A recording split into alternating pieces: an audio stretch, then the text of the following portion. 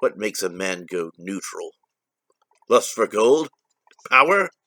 Or are you simply born with a heart full of neutrality? Okay, we got another Master of the Universe Origins figure to unbox, and this is Zodak, Cosmic Enforcer, one of my favorite characters. I was always fascinated by Zodak because, when I was a kid, you had your good guys and you had your bad guys. Zodak wasn't either one. Zodak was neutral, which was kind of odd to me. I didn't quite understand that, but Zodak basically, as a cosmic enforcer, his job was to keep the balance of the universe and to make sure that the delicate balance of the universe wasn't thrown off kilter. So sometimes he would be on the side of He-Man and his allies, but sometimes he would be against them.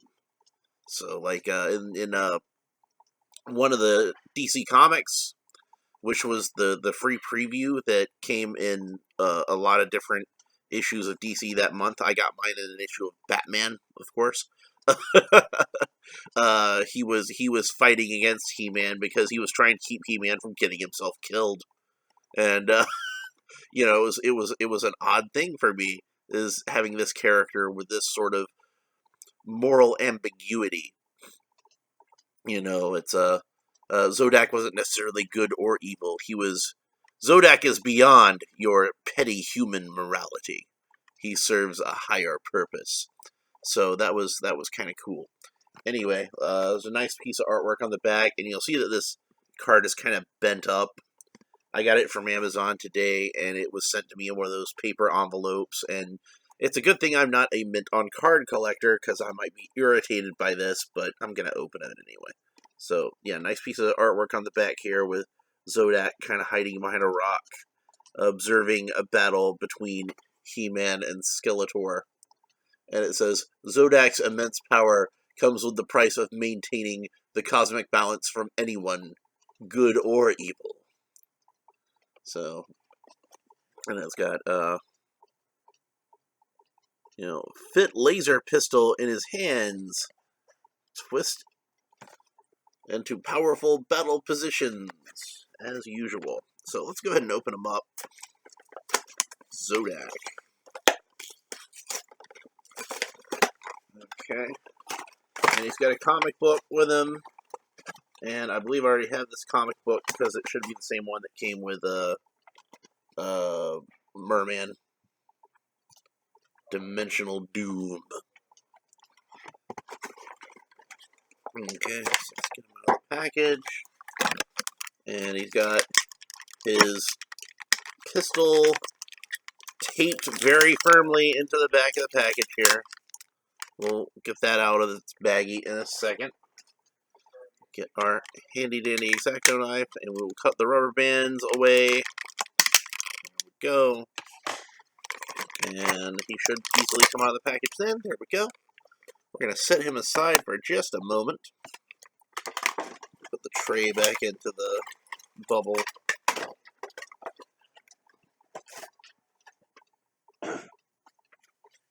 Put that with my other card backs.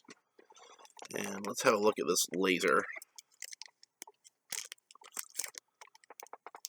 This is really strong tape. I'll just cut through the bag. I think that'll be easier. I did think that would be easier. There's just so many folds to it. Drop my X-Acto knife. Make sure I pick that up. You don't want to step on an X-Acto knife. That would not be fun. Alright, so there we go. So here is his laser pistol. And I have the original Zodak right here, so we can do some comparisons. But I don't know where his laser pistol is at the moment. I know I still have it. It's just in another box. I saw it while I was getting moved in and rearranging some things. But unfortunately, I didn't have the box of the old He-Man toys at the time, so it's in whatever box that was in, so I need to reorganize. And, yeah, this is what I suspected. the flares on the barrel of the laser gun are much bigger on the older one. And it looks like the main body of the laser gun on the newer one is much thicker, so the proportions are somewhat different. And it still has that same odd sort of thing where, like, the handle of the laser gun goes, like, straight up and down, like at a 90-degree angle. Is that 90-degree angle? Yeah. Like usually a pistol has, like, a little bit of a tilt to it, like how your hand normally has a tilt inside of it. But this is almost like, just kind of like straight up and down. So, now, another thing is that I had noticed on some of the publicity photos that Zodak did not have a hairy chest, which the original Zodak figure, we can see, has a hairy chest on it. And, but thankfully, now that I get the actual figure, I can see that he does indeed have a hairy chest. So, that would be, unfortunate, since that's kind of one of the things that gives him some of his character. His elbows are kind of stiff, but I was able to get that one pretty easily. Yeah, there we go. So I don't have to hit him with a hairdryer like I often do. Also, it seems like his neck is kind of stubby. Like his head goes down way too far on the neck. I'll show you what I'm talking about. You see how, like, he's got, like, a little bit of a neck here. And here it just kind of, it looks like that. So, like the Charles Gray character in Rocky Horror Picture Show.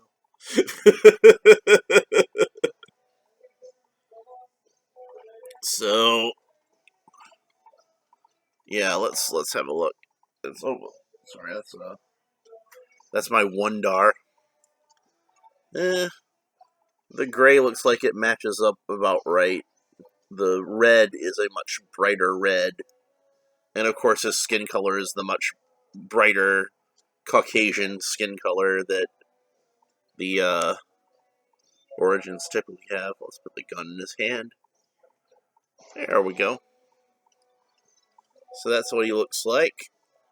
He looks pretty cool.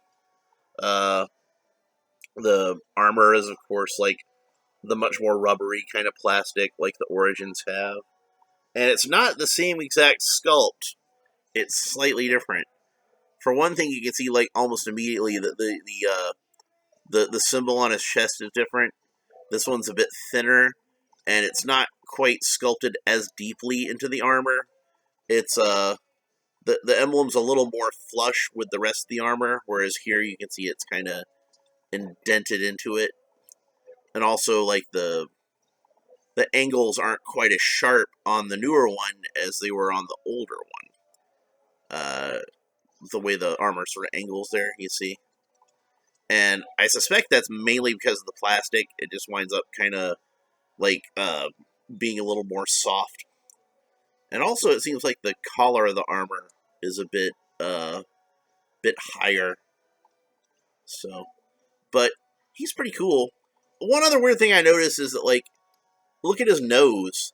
Like, the original Zodak has a gray nose, and this Zodak has a red nose. So, I don't know why they felt it was important to give him that little bit of extra paint application there. But yeah, he's got a little bit extra there. So, I'm really pleased with him. Like I said, Zodak's one of my favorite characters, so he was one I was hoping to see. I know he's not a lot of people's, like, favorite character like he is mine. One of my favorite characters. But, it's he's one of those early figures that's kind of no frills. He doesn't really have, like, a gimmick like, Trapjaw or Cobra Khan or something like that. He's just kind of a space-looking guy with a laser pistol, but he's an interesting character, and that's why I like him. So, and I do consider him an essential. This is one of the essential He-Man characters. You have to have that first wave. You have to have all that first wave. You have to have all the second wave. After that, you can kind of start to pick or choose. You